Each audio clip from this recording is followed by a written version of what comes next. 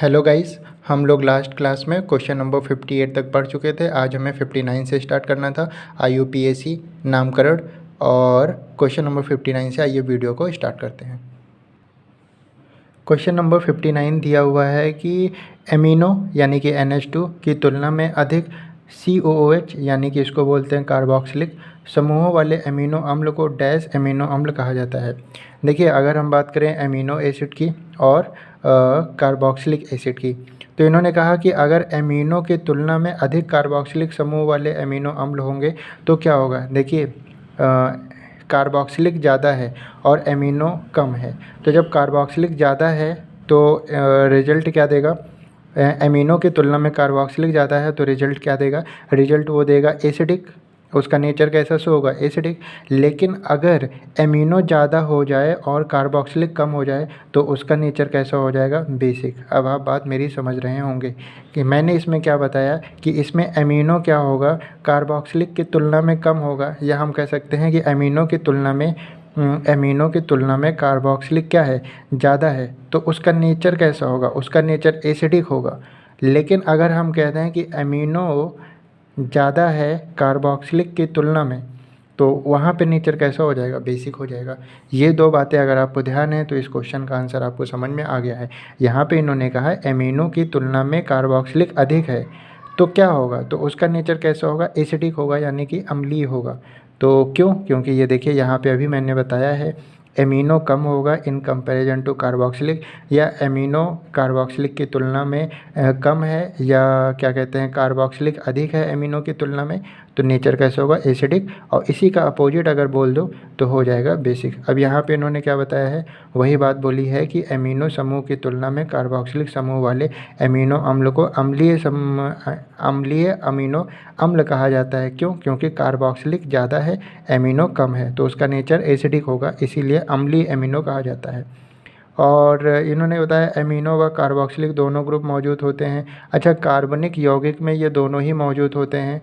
और क्षारीय अम्लों में क्या होता है कि ये देखिए वही बात अब इन्होंने बताई, क्षारीय अमीनो अम्ल में क्या होता है, कार्बोक्सिलिक समूह की अपेक्षा एमिनो समूह की संख्या अधिक होती है। बिल्कुल यही बात इन्होंने बोली है और उसको क्षारीय अमीनो कहते हैं। अच्छा, हम लोग ने बात करी एमिनो की और कार्बोक्सिलिक की, तो यहाँ पे एक बात बताना चाहेंगे, अमीनो और कार्बोक्सिलिक के बीच में जो बॉन्ड बनता है तो वो पेप्टाइड बॉन्ड कहलाता है। तो कभी कभी क्वेश्चन यहाँ से भी आ जाते हैं कि अमीनो और कार्बोक्सिलिक एसिड के बीच बनने वाला बॉन्ड क्या कहलाता है, तो वो बॉन्ड पेप्टाइड बॉन्ड कहलाता है। एक ये बात भी आपको ध्यान रखनी है। क्वेश्चन नंबर 59 का ऑप्शन नंबर सी होगा। क्यों होगा ये आप समझ गए होंगे। क्वेश्चन नंबर 60, ऐसे एमिनो एसिड जिनमें कार्बोक्सिलिक समूह के बदले एमिनो समूह उपस्थित हो तो वो क्या कहलाएगा। अभी जस्ट मैंने बताया कार्बोक्सिलिक की तुलना में अगर एमिनो अधिक उपस्थित है तो वो बेसिक एमिनो एसिड कहलाएगा। तो यहाँ पे ऑप्शन नंबर सी करेक्ट हो जाएगा। और एसिडिक एमिनो एसिड तो तब होता है जब कार्बोक्सिलिक समूह ज़्यादा हो एमिनो की तुलना में। तो यहाँ पे क्या होगा, हमारा ऑप्शन नंबर सी करेक्ट होगा 60 का। क्या बताया इन्होंने कि ऐसे एमिनो एसिड जिनमें कार्बोक्सिलिक समूह के बदले एमिनो समूह उपस्थित हो उसे बेसिक एमिनो एसिड कहते हैं। और इसके अंतर्गत अर्जिनिन, लाइसिन और हिस्टाडीन, देखिए इन्होंने एग्जांपल दिए हैं एमिनो एसिड्स के। ये देखिए यहाँ पे अगर हम आपको दिखाएं तो जो हिस्टाडीन हो गया, लाइसिन हो गया, एंजिनिन हो गया, तो ये सभी क्या हैं, ये एग्जाम्पल हैं एमिनो एसिड्स के ये एग्जाम्पल हैं। और इनके सामने आपको केमिकल फार्मूला भी लिखा हुआ है। हिस्टाडीन का वो क्या होता है, 6C6H9N3O2। लाइसिन का क्या होता है, C6H14N2O2। और आर्जिनिन का क्या होता है, C6H14N4O2। बिल्कुल इसी तरह है, बस इसमें नाइट्रोजन 2 है और इसमें नाइट्रोजन 4 है। तो ये तीनों ही क्या हैं, एमिनो एसिड्स हैं। एमिनो एसिड के अंतर्गत आते हैं कौन, हिस्टिडीन, लाइसिन और अर्जिनिन। क्वेश्चन नंबर 61, निम्नलिखित में से कौन सा ठोस है। ये हमारे पास 4 एग्जाम्पल, वो 4 ऑप्शन दिए हुए हैं। देखिए इथाइल अल्कोहल, ये तो अल्कोहल है एक तरीके का, तो ये तरल पदार्थ है यानी कि लिक्विड स्टेज में होगा। क्लोरोफॉर्म भी हमारा लिक्विड होता है, ईथर भी लिक्विड होता है, आइडोफॉर्म हमारा ठोस होता है। तो कौन सा ठोस है, तो आइडोफॉर्म हमारा ठोस है। तो 61 का ऑप्शन नंबर बी करेक्ट होगा, आइडोफॉर्म। आइडोफॉर्म के बारे में और कुछ चीज़ें जान लेते हैं। अगर हम बात करें आइडोफॉर्म के रंग की, तो इसका रंग पीला होता है। ठोस तो ये होता ही है, क्वेश्चन ही यही पूछा था ठोस कौन सा है। और इसके पास एक विशेष गंध होती है, अस्थिर पदार्थ होता है और कीटाणुनाशक होता है। आयोडोफॉर्म के क्या बारे में क्या क्या जाने? पीला होगा, ठोस होगा, विशेष गंध होगी, अस्थिर होगा और कीटनाशक है। ये एक कीटनाशक है। तो इतनी बातें आपको आयोडोफॉर्म के बारे में ज़रूर से ज़रूर ध्यान रखनी है। इस बार ठोस पूछें, अगली बार पूछ सकते हैं कीटाणुनाशक का एग्जाम्पल लेके, या फिर रंग के अकॉर्डिंग क्वेश्चन पूछ सकते हैं। उसके बाद पहला ऑप्शन क्लोरोफॉर्म था, तो इसको भी जान लेते हैं। पहली बात, क्लोरोफॉर्म क्या होता है? रंगहीन होता है। जैसे आयोडोफॉर्म का हमने पढ़ा कि पीला रंग होता है, लेकिन क्लोरोफॉर्म क्या है? हमारा रंगहीन है। इसमें एक विशेष गंध आती है, इसमें सुगंधित गंध आती है, और ये तरल होता है। ये ठोस था, ये तरल है। और क्लोरोफॉर्म की खोज किसने की? सैमुअल गुथरी ने। ये बात सीखने को मिल गई। और स्वतंत्र रूप से सोब्रियम और लिविंग इसका उपयोग शल्य क्रिया, यानी कि क्लोरोफॉर्म का उपयोग हम लोग सर्जरी में करते हैं निश्चेतक के रूप में, यानी कि जो दर्द को कम करे या किसी एक पार्ट को शून्य करने का काम करे। ये हमने पढ़ा था, वहाँ पे भी नाइट्रस ऑक्साइड लॉफिंग गैस में भी पढ़ा था। इथाइल अल्कोहल नाम से ही पता चल रहा है ये एक लिक्विड होगा, तो पीने से शरीर में उत्तेजना आती है, इन्होंने बताया। और मादक द्रव्य या फिर शराब के रूप में भी किया जाता है। अल्कोहल है तो शराब और मादक द्रव्य के रूप में लिया जाता है। एज अ फ्यूल भी यूज़ होता है, ये मोटर व हवाई जहाज़ों में एज अ फ्यूल के रूप में भी यूज़ होता है। ईथर के बारे में बताया है, जनरल फार्मूला इन्होंने ईथर का बताया है, आर सिंगल बॉन्ड और सिंगल बॉन्ड आर। अब देखिए, अगर ये आर का मतलब है कि कार्बन के मॉलिक्यूल, जैसे मेथेन, फिर मेथ, फिर ओ और फिर मेथ, तो ये क्या हो गया? ये हो गया मेथ एथ, यानी कि इसको बोल सकते हैं डाई मिथाइल ईथर, क्योंकि एक मिथाइल यहाँ पे, एक मिथाइल यहाँ पे है, तो ये क्या हो जाएगा? Di methyl. और ये क्या शो कर रहा है फार्मूला ईथर का? तो ये हो जाएगा डाई मिथाइल ईथर। तो ईथर की और बात कर लेते हैं, ये भी रंगहीन होता है। क्लोरोफॉर्म भी हमारा रंगहीन था और ईथर भी हमारा रंगहीन होगा। अति वाष्पशील द्रव्य है, बहुत तेज़ी से ये क्या करता है? वेपर में बन जाता है, और तेज़ी से वेपर में बन जाता है, इसीलिए इसका बॉइलिंग पॉइंट क्या है? 34.5 डिग्री सेल्सियस। जैसे वाटर का बॉइलिंग पॉइंट 100 डिग्री सेल्सियस होता है, उसको बॉईल करने के लिए कम से कम 100 डिग्री सेल्सियस का टेम्परेचर चाहिए। वैसे ईथर क्या होता है? बहुत जल्दी ही क्या होता है? वेपराइज हो जाता है। 34.5 डिग्री टेम्परेचर पे ही वो क्या होता है? वेपर में कन्वर्ट होने लगता है, इसीलिए इसको बोला गया है अति वाष्पशील द्रव। इसके बाद इन्होंने रासायनिक सूत्र यानी केमिकल फार्मूला दिया हुआ है। एक एग्जांपल से मैंने समझाया भी कि मिथाइल और ये मिथाइल, ये डाई मिथाइल ईथर बना रहा है, और इसका भी शल्य चिकित्सा के दौरान दर्द को कम करने में यूज़ किया जाता है, यानी कि सर्जरी के समय दर्द को कम करने के लिए भी हम लोग ईथर का यूज़ करते हैं। तो क्लोरोफॉर्म भी सर्जरी के समय दर्द को कम करने का काम करता है, ईथर भी सर्जरी के समय दर्द को कम करने का काम करता है। और बाकी नाइट्रस ऑक्साइड तो एज शल्य चिकित्सा में यूज़ होता है, दंत चिकित्सा में यूज़ होता है।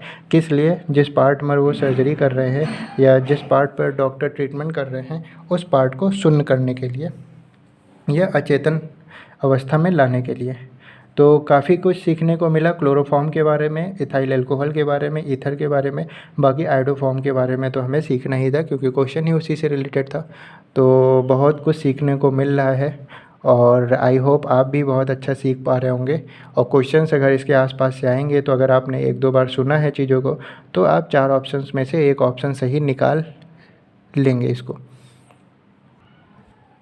क्वेश्चन नंबर 62 कह रहा है कि एथिलीन ग्लाइकोल को एंटी फ्रीज के रूप में पानी में मिलाने पर क्या होगा? देखिए, एंटी फ्रीज के रूप में यानी कि हिमरोधी, और हिमरोधी का काम क्या होता है? ये उसके फ्रीजिंग पॉइंट को कम कर देगा और बॉइलिंग पॉइंट को बढ़ा देगा। तो हिमरोधी अगर आप टर्म कभी सुनिएगा ना, तो उसका इतना सा सेंस होता है कि हिमरोधी है अगर, तो यानी उसके फ्रीजिंग पॉइंट को क्या कर देगा? कम कर देगा, और उसके बॉइलिंग पॉइंट को क्या कर देगा? बढ़ा देगा। तो इसमें से अगर हम ऑप्शंस की बात करें, तो हमारा ऑप्शन नंबर डी क्या कह रहा है? पानी के हिमांक को कम कर देगा। हिमरोधी वर्ड यूज़ हो रहा है, यानी कि उसके फ्रीजिंग पॉइंट को कम कर देगा, और पानी के क्वथनांक को बढ़ा देगा, यानी उसके बॉइलिंग पॉइंट को बढ़ा देगा। तो ये आप ध्यान रखेंगे। अब एथिलीन ग्लाइकोल को एंटी फ्रीज के रूप में अगर पानी में मिलाएंगे, तो उसके फ्रीजिंग पॉइंट को कम करेगा और बॉइलिंग पॉइंट को बढ़ा देगा। ऑप्शन नंबर डी करेक्ट है। बाकी और क्या दिया हुआ है यहाँ पे? ये है आपका एथिलीन ग्लाइकोल और IUPAC नेम बताया इन्होंने, इथेन 1,2 डायोल, ये भी एक कार्बनिक यौगिक है। अब मेथ, एथ, प्रोप ये सब आएगा तो इसमें कार्बन है तो कार्बनिक यौगिक है। कार्बनिक यौगिक क्या होता है? जिसमें कार्बन उपस्थित होता है, और अकार्बनिक यौगिक जिसमें कार्बन उपस्थित नहीं होता है। ग्लाइकोल भी बोलते हैं इसको। रासायनिक फार्मूला इन्होंने बताया है। रासायनिक फार्मूला क्या बताया है? CH2 OH और OH, ये है आपका एथिलीन ग्लाइकोल का फार्मूला। बाकी ये हिमरोधी के रूप में पानी में मिलाने पर हिमांक को कम कर देगा और पानी के क्वथनांक को बढ़ा देगा। तो क्वेश्चन नंबर 62 का ऑप्शन नंबर डी करेक्ट है। क्वेश्चन नंबर 63 में दिया हुआ है कि C2H6 किस प्रकार का हाइड्रोकार्बन है? एल्केन है, एल्कीन है, एल्कोहल या एल्काइन है?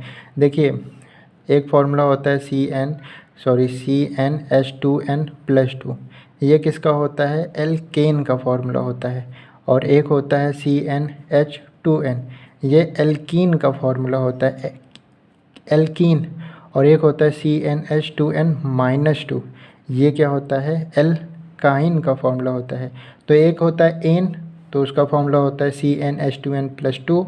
एक होता है इन, तो उसका फार्मूला होता है CnH2n। एक होता है आइन, तो उसका फार्मूला होता है CnH2n-2। अब इसमें क्या होता है? सिंगल बॉन्ड होता है, इसमें डबल बॉन्ड होता है और इसमें ट्रिपल बॉन्ड होता है। तो इतनी बातें आपको ध्यान रखनी है। जैसे मेथेन हो गया, एथेन हो गया, प्रोपेन हो गया, ब्यूटेन हो गया, तो एन है यानी इन सब में सिंगल बॉन्ड है। और ये मैथ तो नहीं, एथीन हो गया, प्रोपीन हो गया, ब्यूटीन हो गया, तो ये डबल बॉन्डेड है। और एल्काइन में एग्जांपल की अगर हम बात करें तो इथाइन हो गया, प्रोपाइन हो गया, ब्यूटाइन हो गया, हेप्टाइन हो गया, तो ये सभी किसके एग्जांपल हैं? आपके एल्कीन के, एल्काइन के एग्जांपल हैं।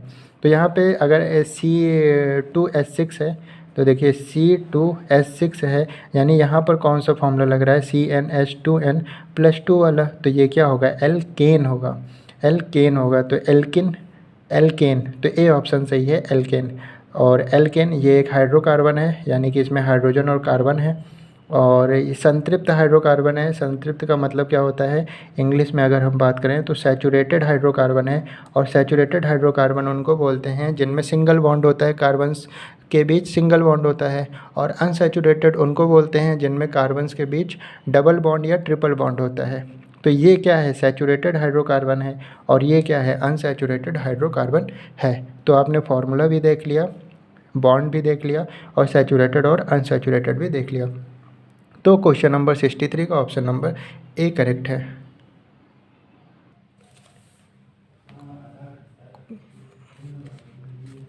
क्वेश्चन नंबर 64 से पहले देख लेते हैं क्वेश्चन नंबर 63 का इन्होंने एक्सप्लेनेशन दिया है।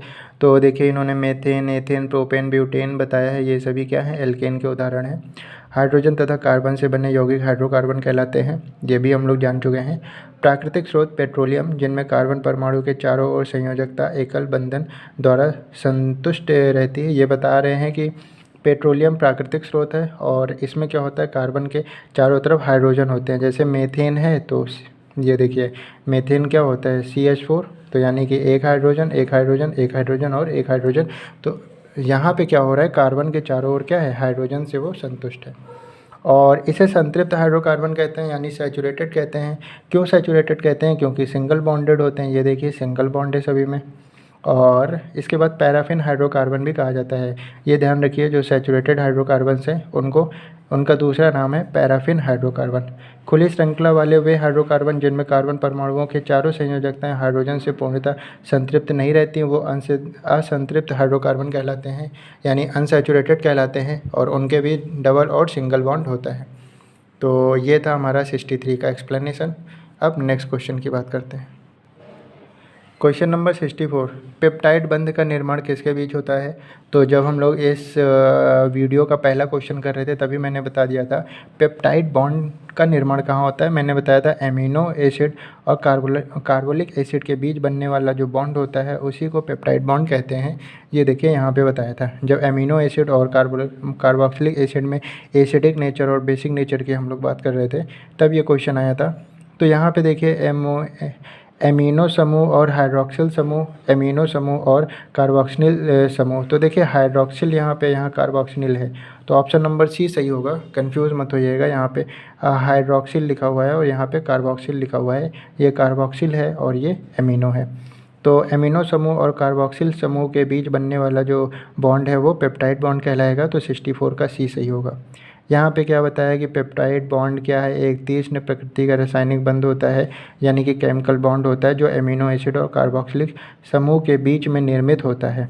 और पेप्टाइड बंध वास्तव में एमाइड बंध का दूसरा नाम है। जो एमाइड बंध होता है उसी का दूसरा नाम क्या है, पेप्टाइड बंध, यानी कि बॉन्ड। जो एमाइड बॉन्ड होता है उसी का दूसरा नाम पेप्टाइड बॉन्ड होता है। बाकी इन्होंने ये देखिए यहाँ पे बताया है पेप्टाइड बॉन्ड कैसे बन रहा है। ये कार्बोक्सिलिक समूह है आपका, एमिनो समूह है और इनके बीच बॉन्ड बन रहा है पेप्टाइड बॉन्ड। आगे इन्होंने बताया कि एमिनो अम्ल अणुओं के पेप्टाइड बंध द्वारा जुड़कर बने उत्पाद को पेप्टाइड्स कहते हैं, यानी जो पेप्टाइड बॉन्ड से मिलकर बने होते हैं उनको बोला जाता है पेप्टाइड। तो 64 का ऑप्शन नंबर सी सही होगा। आई होप आपको समझ में आ रहा होगा। क्वेश्चन नंबर 65, इसमें दिया हुआ है कि एसीटोन और मिथाइल अल्कोहल के मिश्रण को अलग करने के लिए कौन सी निम्नलिखित तकनीक का प्रयोग किया जाता है। देखिए हमारे पास कौन से दो चीज़ें हैं, एसीटोन है और एक है आपका मिथाइल अल्कोहल। मिथाइल अल्कोहल, अब देखिए इन दोनों के बीच अगर हम बात करें तो इनका जो बॉइलिंग पॉइंट है, इनके बीच अंतर बहुत ही कम है। जब दो बॉइलिंग पॉइंट यानी क्वथनांक के बीच अंतर बहुत कम होता है तो ऐसी स्थिति में हम लोग किसका यूज़ करते हैं, उनको अलग करने के लिए आंशिक आसवन का यूज़ करते हैं। ये एक ऐसी प्रोसेस है जिस वो इसमें अप्लाई होता है अगर कोई दो मिश्रण है और ऐसे मिश्रण हैं जिनके बीच बॉइलिंग पॉइंट का अंतर बहुत कम है, यानी क्वथनांक का अंतर बहुत ही कम है, तो हम आंशिक आसवन का यूज़ करते हैं। किस लिए, उस मिश्रण को अलग करने के लिए। क्यों, क्योंकि आंशिक आसवन में क्या होता है, भिन्न भिन्न ताप पर इसमें क्या किया जाता है, उसको भिन्न भिन्न ताप पर आसूत किया जाता है और भिन्न भिन्न ताप पर आसूत करने के कारण वो क्या होती हैं, एक दूसरे से अलग हो पाती हैं। क्योंकि बॉइलिंग पॉइंट दोनों में बहुत कम है तो अलग अलग टेम्परेचर पर हमें क्या करना पड़ेगा, उसको आसूत करना पड़ेगा। तो वही चीज़ है यहाँ पे कि एसीटोन और मिथाइल अल्कोहल के मिश्रण को अलग करने के लिए आंशिक आसवन तकनीक का प्रयोग किया जाता है। क्यों किया जाता है, क्योंकि इनके बीच क्वथनांक का अंतर बहुत कम है, यानी कि ताप का जो अंतर है वो बहुत ही कम है। तो अगर हम इसको भिन्न भिन्न ताप पर आसूत करेंगे तभी जाके हम इसको अलग कर पाएंगे। आंशिक आसवन, अच्छा हाँ एक बात और ध्यान रखिए, आंशिक आसवन को ही हम लोग क्या बोलते हैं, प्रभाजी आसवन। तो हो सकता हो कभी ऑप्शन में आंशिक आसवन न मिल के प्रभाजी आसवन मिल जाए, तो प्रभाजी आसवन आए या आंशिक आसवन आए, दोनों का एक ही मतलब है। तो इन्होंने कहा आंशिक आसवन या फिर प्रभाजी आसवन विभिन्न क्वथनांक वाले मिश्रित द्रवों को भिन्न भिन्न ताप पर आसूत करके पृथक करने की प्रक्रिया को प्रभाजी आसवन कहते हैं। इसके द्वारा उन मिश्रित द्रव्यों का पृथक्करण किया जाता है जिनके क्वथनांक में बहुत कम अंतर पाया जाता हो। तो क्वेश्चन नंबर 65 का ऑप्शन नंबर सी करेक्ट है। क्वेश्चन नंबर 66 में पूछा है कि नींबू में एसिड पाया जाता है कौन सा। तो देखिए नींबू में सिट्रिक एसिड पाया जाता है, तो citric acid option number C correct होगा 66 का।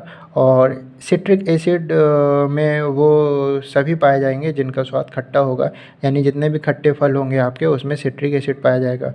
तो नींबू एक खट्टा फल है तो उसमें सिट्रिक एसिड पाया जाएगा। लैक्टिक एसिड, देखिए लैक वर्ड जिसमें आता है वो दूध से रिलेटेड होता है। जैसे lactometer is an instrument which is use to measure the milk density, वैसे ही क्या होता है लैक्टिक एसिड क्या होता है, ये दूध में पाया जाता है। और मैलिक एसिड की अगर हम बात करें तो सेब में मैलिक एसिड पाया जाता है। कई बार मैलिक एसिड का भी क्वेश्चन पेपर में आया हुआ है। और उसके बाद सिट्रिक एसिड तो आप जान ही गए हैं, उसी से रिलेटेड क्वेश्चन ही है, खट्टे फलों में पाया जाता है। टार्टरिक एसिड टमारिंड में पाया जाता है, टमारिंड यानी कि इमली। और यहीं पे एक क्वेश्चन और बनता है कि ऑक्जेलिक एसिड किस में पाया जाता है। तो ऑक्जेलिक एसिड का आप ध्यान रखिएगा किस में पाया जाता है, ये स्पाइनच में पाया जाता है, यानी पालक में क्या पाया जाता है, ऑक्जेलिक एसिड पाया जाता है। ऑक्जेलिक एसिड आपका स्पाइनच में तो पाया जाता है, पालक में पाया जाता है, साथ में टमाटर में भी पाया जाता है। तो ये भी ध्यान रखिएगा, हो सकता हो टमाटर कह के पूछ लें कि टमाटर में कौन सा एसिड पाया जाता है। रूबर्ट में भी क्या पाया जाता है, ऑक्जेलिक एसिड ही पाया जाता है। तो आप रूबर्ट भी ध्यान रखिएगा, रूबर्ट में ऑक्जेलिक एसिड पाया जाता है। एक और फेमस क्वेश्चन है फॉर्मिक एसिड का। उन्होंने पूछा था एक बार पेपर में कि वो आंट विनोम यानी कि जो चींटी का विष होता है उसमें कौन सी एसिड पाई जाती है, फॉर्मिक एसिड, जो जलन पैदा करती है। जैसे चींटी ने अगर काट लिया मान लीजिए तो वहाँ पे क्या होगा, जलन होने लगती है। तो वो क्यों? क्योंकि फॉर्मिक एसिड को वो रिलीज़ कर देती है।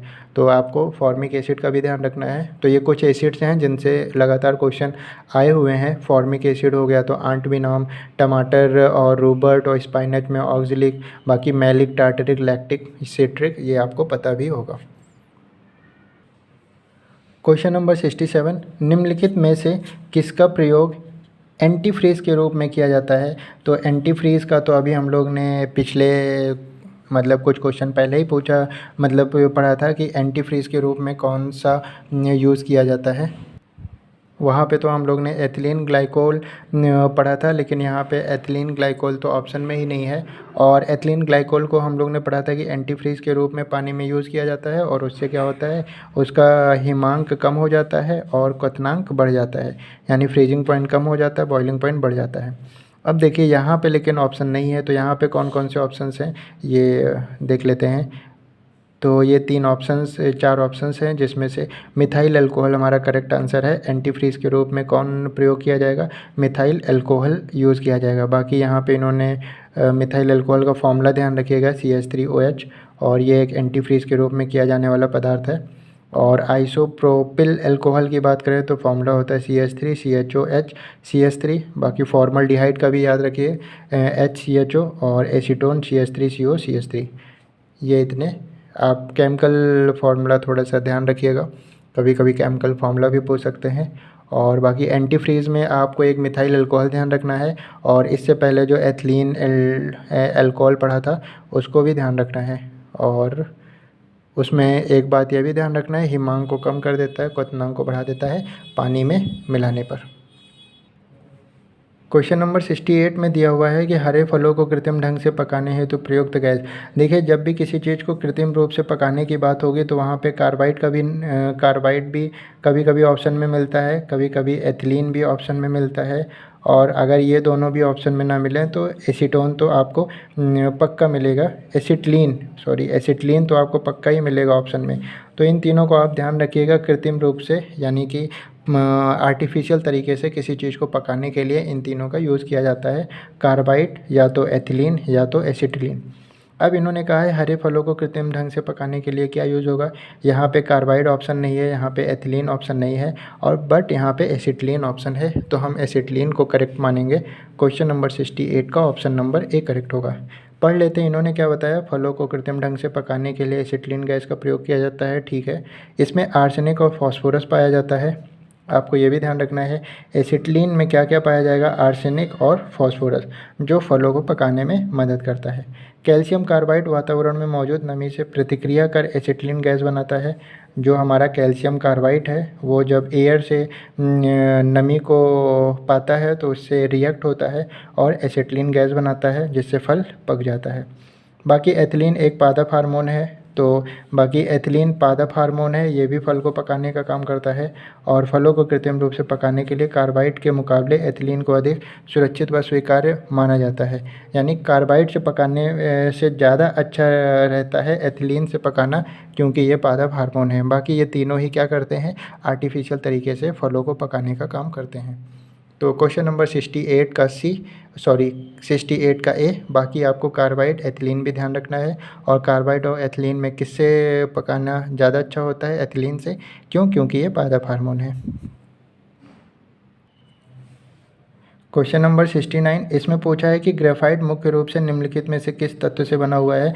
देखिए, आप 3-4 चीज़ें तो ध्यान रखिए। ग्रेफाइट ये क्या है? ये कार्बन का अपरूप है। डायमंड भी क्या है? कार्बन का अपरूप है।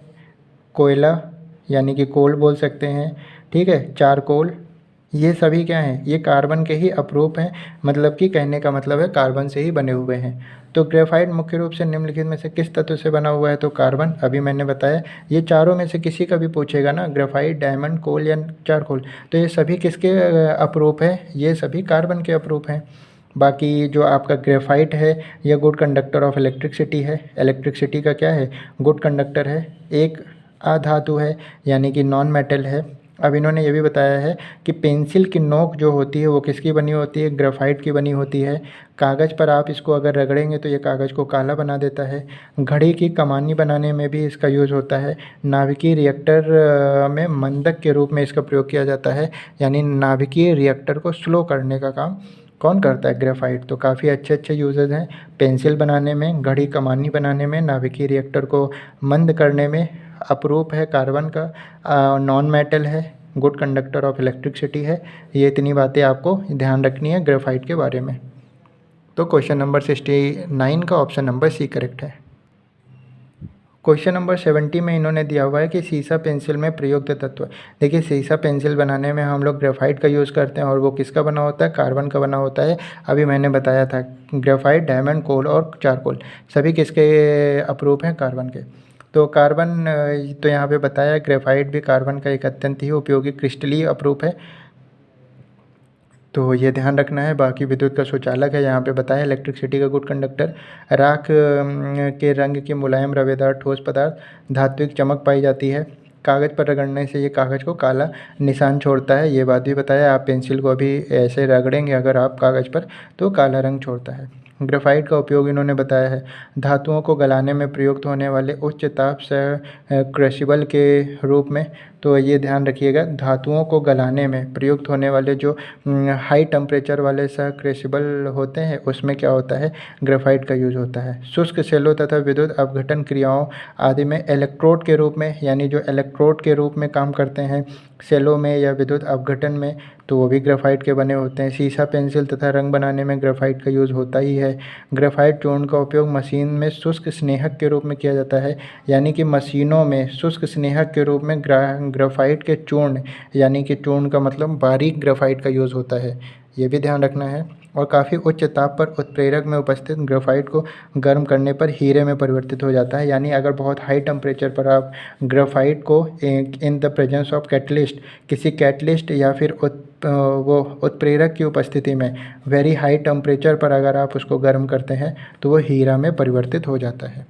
तो ये कुछ चीज़ें थी ग्रेफाइट के बारे में जो काफ़ी इम्पॉर्टेंट है और आपको 2 से 3 बार इसको रिवाइज़ कर लेना है जिससे ध्यान रहे एग्ज़ाम तक। क्वेश्चन नंबर 71 में दिया हुआ है हीरा तथा ग्रेफाइट में समान है। देखिए हीरा और ग्रेफाइट दोनों ही क्या है, कार्बन के अपरूप हैं, एक ये बात आपको ध्यान होगा। बाकी देखिए समानता क्या होती है इसमें परमाणु भार दोनों के क्या होते हैं, समान होते हैं।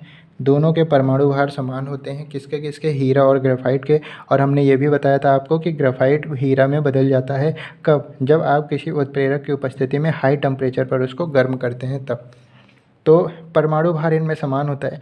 क्या कुछ ऐसा भी है जो असमान होता है? जी हाँ, इसका जो क्रिस्टल संरचना होती है, क्रिस्टलीय स्ट्रक्चर होता है, वो असमान होता है। भले परमाणु भार समान होता है लेकिन क्रिस्टल स्ट्रक्चर इसका अलग अलग होता है, इसका घनत्व भी क्या होता है, अलग अलग होता है। तो ये दो चीज़ें जो हैं वो अलग अलग होती हैं, यानी भिन्न होती है, लेकिन इसका जो परमाणु भार होता है वो क्या होता है, वो सेम होता है दोनों का। तो ये बात आपको ध्यान रखनी है, काफ़ी इंपॉर्टेंट क्वेश्चन है। हीरा और ग्रेफाइट में परमाणु भार तो समान होता है लेकिन इसके क्रिस्टलीय स्ट्रक्चर और घनत्व तो क्या होते हैं, वो भिन्न होते हैं, अलग अलग होते हैं। तो 71 का यहाँ पर डी ऑप्शन करेक्ट होगा। अभी हम लोग ने क्वेश्चन नंबर 71 किया है, उसका एक्सप्लेनेशन यहाँ पे दिया हुआ है। हीरा तथा ग्रेफाइट दोनों ही क्या है, कार्बन के अप्रूप, और शब्दों में कहा जा सकता है कि दोनों ही कार्बन के परमाणु से बने हैं, इसलिए इनका क्या होगा, परमाणु भार समान होगा। लेकिन इनके बीच क्रिस्टलीय संरचना और घनत्व अलग अलग होगा। क्रिस्टल स्ट्रक्चर इसका अलग होगा, इसका घनत्व अलग होगा, लेकिन कार्बन के परमाणु से बने होने के कारण इनका भार क्या होगा, समान होगा, परमाणु भार समान होगा। उसके बाद नेक्स्ट क्वेश्चन की बात कर लेते हैं, क्वेश्चन नंबर 72 की।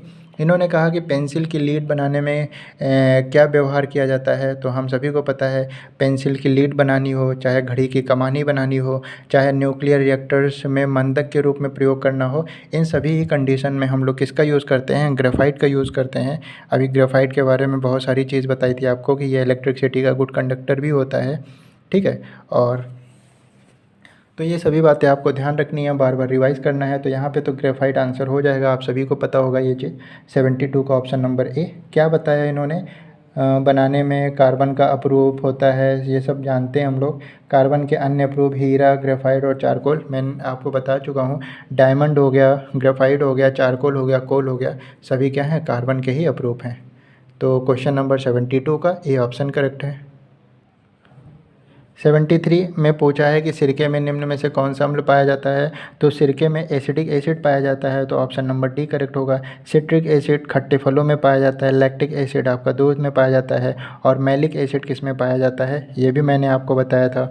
मैलिक एसिड किस में पाया जाता है, सेब में पाया जाता है। इसके अलावा और भी बहुत से एग्जांपल दिए थे। फॉर्मिक एसिड आंटविनॉम में पाया जाता है। ऑक्जेलिक टमाटर बताया था ऑक्जेलिक का, और ऑक्जेलिक का और क्या बताया था, स्पाइनच बताया था, रोबर्ट बताया था। टार्टेरिक का क्या बताया था, टमारिंड में पाया जाता है, यानी इमली में पाया जाता है। तो ये सब ध्यान रखिएगा। यहाँ पे एक्सप्लेनेशन में क्या दिया हुआ है, एसिडिक एसिड सिरके में पाया जाता है, ठीक। रासायनिक फॉर्मूला CH3COOH, ये भी पता है, ठीक है। भोजन के रूप में प्रयुक्त होता है 4 से 8% तक एसिडिक एसिड। हम लोग सिरका यूज़ करते हैं, तो सिरके में 4 से 8% क्या होता है, एसिडिक एसिड होता है। तो ये सभी बातें हैं। क्वेश्चन नंबर 73 का ऑप्शन नंबर डी करेक्ट है।